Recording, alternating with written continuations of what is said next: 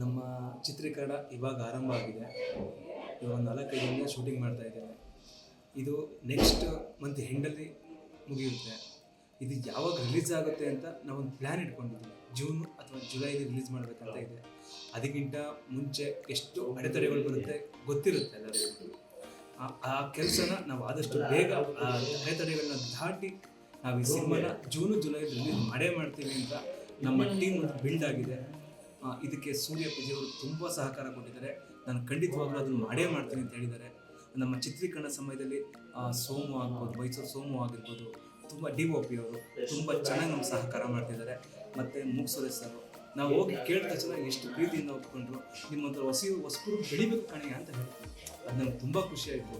ನಿಜವಾಗ್ಲೂ ಹೊಸಬರು ಬೆಳಿಬೇಕು, ನಿಮ್ಮಂಥವ್ರು ಇಂಡಸ್ಟ್ರಿಗೆ ಬರಬೇಕಂತ ಹೇಳಿ ನಾನು ಖಂಡಿತವಾಗ್ಲೂ ಸರಳತೆ, ಇವಾಗೂ ಕೂಡ ಅವರು ಸರಳತೆಯಿಂದನೇ ಕೂತಿದ್ದಾರೆ. ಅವರೆಲ್ಲ ಮಾಡಿಬಿಟ್ಟು ಕೊನೆಗೆ ಎಲ್ಲ ಚೆನ್ನಾಗಿ ನೋಡ್ಕೋತಾ ಇದ್ದಾರೆ ಅಂತ ಹೇಳ್ತಿದ್ದಾರೆ. ಬಟ್ ಅವ್ರು ನಮ್ಮ ಜೊತೆ ಮಿಂಗಲ್ ಆಗಿರೋದು ನನಗೆ ಖುಷಿ ಅನ್ಸುತ್ತೆ. ನಿಜವಾಗ್ಲೂ ಸರ್ ತುಂಬ ಥ್ಯಾಂಕ್ ಯು ಸರ್.